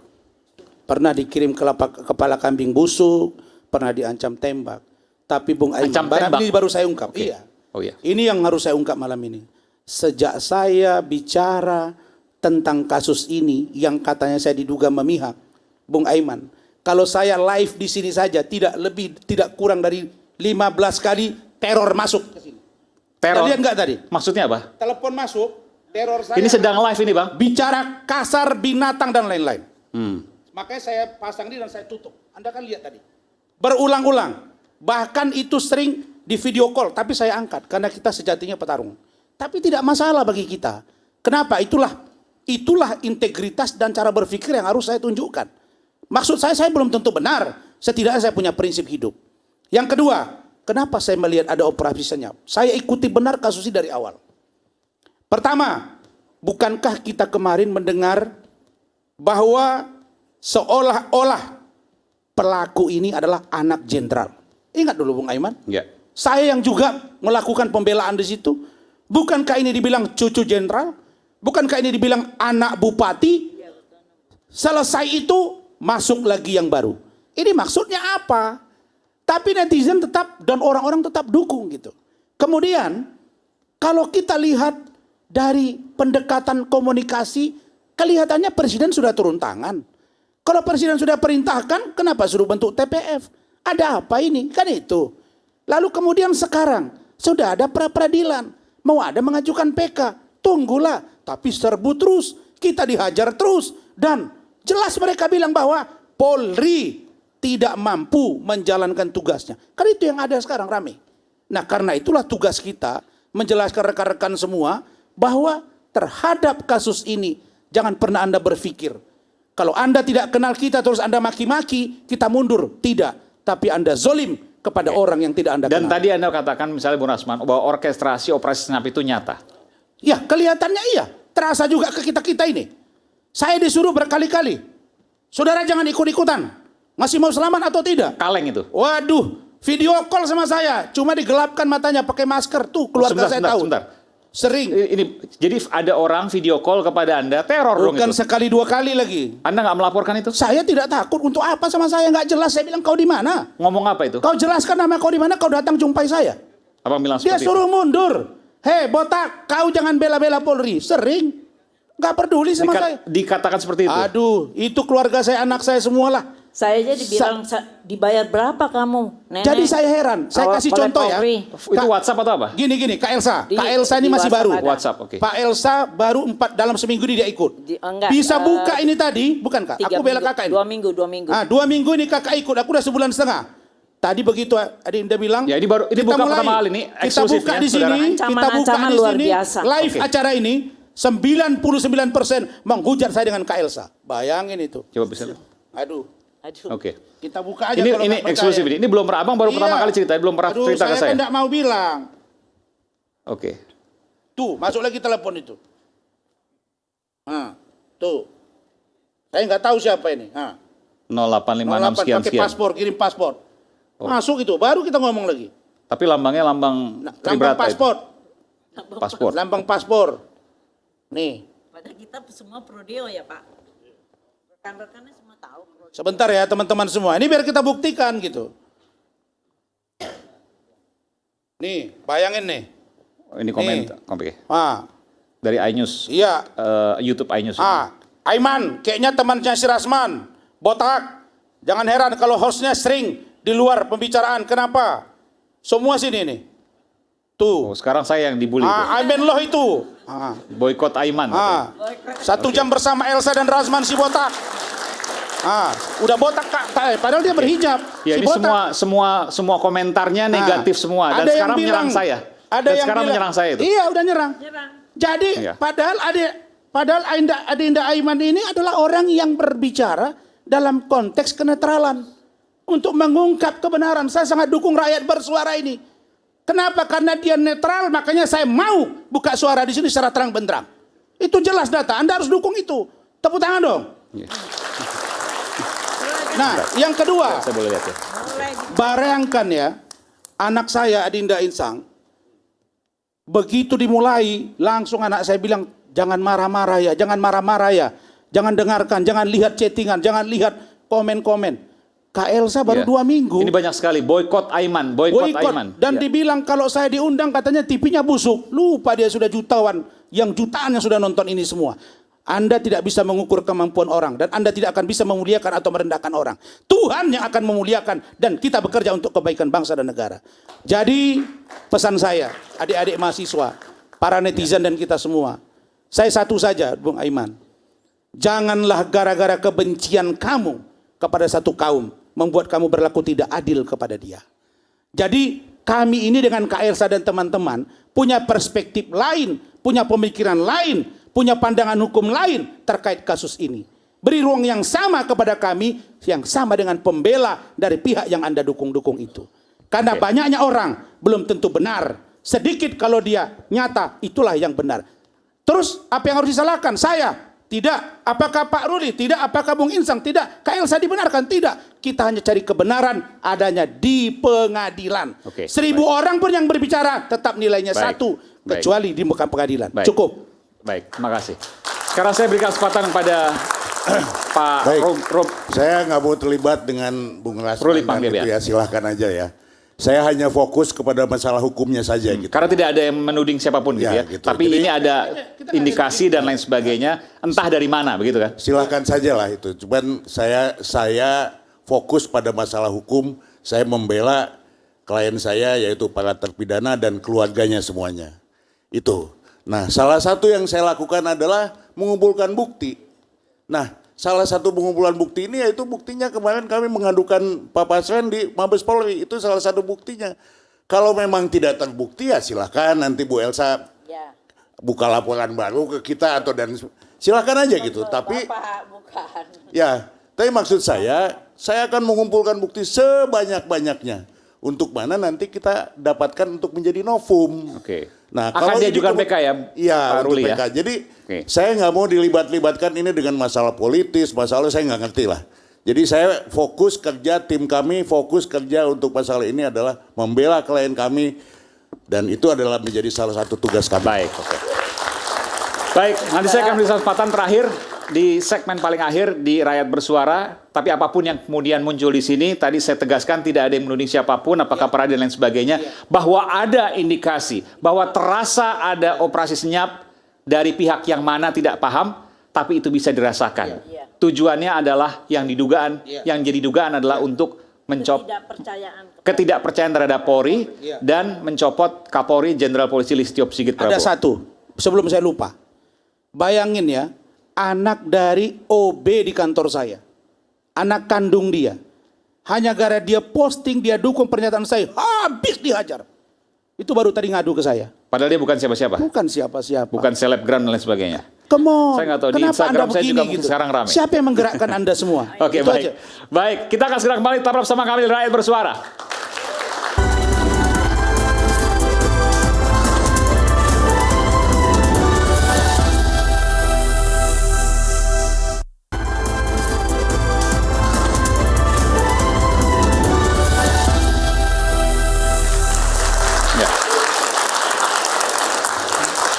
Ini sampai di sesi terakhir barusan saya melihat akun medsos saya di Instagram dan TikTok dan memang betul seperti yang Bung Rasman sampaikan tadi pasti akan banyak komentar dan betul tiba-tiba ada puluhan bahkan ratusan komentar yang tiba-tiba masuk ke medsos saya tapi nggak apa-apa lah. Sekarang masuk di sesi terakhir di Rakyat Bersuara saya ingin berikan kesempatan. Yang pertama kali saya berikan kesempatan kepada Ibu Siti Aminah. Ibu Siti Aminah. Ya, Ibu, saya berikan kesempatan Ibu untuk menyampaikan kalimat penutup di acara Rakyat Bersuara ini. Saya mendengar bahwa akan ada somasi terhadap, somasi itu bukan laporan ya, tapi somasi mengingatkan kurang lebih ya, teguran. Pakai mikrofon. Somasi itu ada teguran keras dari klien kami, diwakili oleh kami. Jadi, kenapa Bu Elsa? Ya karena tujuannya karena dengan dihubungkan dengan segala kejadian yang ada. Ya. Jadi untuk mencabut keterangan yang di bawah sumpah itu nggak mungkin, impossible ya. Oh, jadi dan Ibu kita sudah memperkuat keterangan saksi kunci udah memberi kuasa kepada kita. Ibu Kita supaya tidak dilanjutkan, kita memberi somasi karena kita sudah sesuai dengan SK-nya Bapak Kapolri bahwa kan kita harus somasi dulu. Tetapi kalau misalnya tidak diindahkan, nggak masalah bagi kita somasi kan. Itu hanya suatu bukti kita beritikat baik ya. Tetapi kalau enggak kita akan proses juga karena bukti-bukti kita cukup. Isi somasi apa Bu? Somasi kepada agar apa misalnya? Kan pelapornya adalah Ibu Aminah ya. Iya. Ya kita akan somasi dan somasi itu dikirim ke Peradi nantinya dan juga kepada Ibu Aminah juga untuk coba berpikir ulang. Karena berpikir ulang membuat laporan itu karena masa buat laporan disuruh mikir ulang bukan laporan soalnya nanti kan biar ada diproses polisi. Kita melihat ada politisi politisi yang seperti mengojok-ojok ya. Oh, itu. Jadi harus dipikir ulang karena kalau memang ada keterangan palsu dari klien saya dalam persidangan itu kan ancaman hukumannya 9 tahun. Dan itu sudah dari dulu harusnya. Tapi ini kan sudah inkrah. Semua upaya hukum dari peradilan terus mencabut, tidak mau rekonstruksi, mencabut BAP dan eksepsi sampai putusan tingkat pertama, banding, kasasi, sampai juga gerasi. Di mana gerasi itu kan konotasinya adalah menyatakan mengakui. Oke, baik. Dan minta maaf ya. Tapi ditolak dan akhirnya sudah menjalankan. Satu-satu langkah adalah mengajukan PK. Mengajukan PK itu upaya dari memberikan sebanyak-banyaknya kepada lawyer untuk mengajukan PK mendapatkan novum. Tetapi dengan cara menekan, saya nggak bilang lawyer ya, tapi kita lihat yang dialami oleh saksi-saksi kunci kita adalah menekan, mengintimidasi, terus dan mencari kemana-mana dan mengancam dan segala rupa. Itu kan hal yang tidak benar. Karena kita kalau sidang nih ya, misalnya kita mau sidang, saksi acar itu kan dipisahkan oleh lawyer dari terdakwa. Itu kan suatu selain aturan juga kode etik ya. Dan saya yakin dari pihak Peradi nggak mungkin melakukan itu. Tetapi kenapa kasus ini ditunggangi dan mengojok-ngojok ini? Jadi tolong dipikirkan nanti juga karena saya melakukan somasi kepada Bu Aminah dan juga kepada lawyer kan nanti difikirkan. Tapi kalau tidak difikirkan nggak ada masalah. Artinya? Karena kita sudah memperkuat saksi-saksi. Nggak akan lanjut lagi, karena somasi kalau nggak ada ini maka kemudian akan dilakukan upaya hukum lain. Iya. Dan itu dilakukan? Iya. Akan kita dipertimbangkan? kasih cuma 3 kali 24 jam. Oke, baik. Sekaligus pernyataan penutup ya Bu Elsa ya. Silakan Bu Aminah. Ya saya sih terus terang ya Bu, saya orang kecil, nggak tahu artinya somasi itu apa. Tapi saya itu melaporkan Bapak Pasren itu karena Bapak Pasren itu nggak jujur bahwa adik-adik kami itu tidur di rumahnya. Dan Ibu pada keyakinan Ibu yakin betul dan Ibu tidak akan mundur dari pernyataan itu? Iya insya Allah, karena saya tahu Allah ada. Dan masalah demo itu Ibu, saya waktu itu ada di Mabes Polri, seluruh keluarga terpidana. Itu inisiatif warga. Kalau masalah demo kami tidak tahu, terus terang saja. Cukup baik. Dan Ibu meyakini sampai sekarang bahwa adik Ibu, Supriyanto itu tidak bersalah karena Ibu yakin betul bahwa ia tidak berada di TKP. Ini keyakinan Ibu. Bisa jadi ini berbeda dengan hasil pengadilan, berbeda dengan fakta sesungguhnya, kita tidak tahu. Iya, saya tetap yakin. Dari 2016 saya yakin.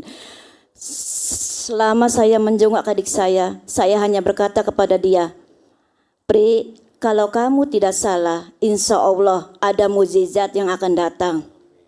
Itu pesan saya. Dan kamu yang ikhlas, yang sabar. Dan Alhamdulillah, 2024 ada mukjizat, kasus terbuka kembali. Itu saja. Silakan Bung Isam. Ya, terima kasih Mas Aiman.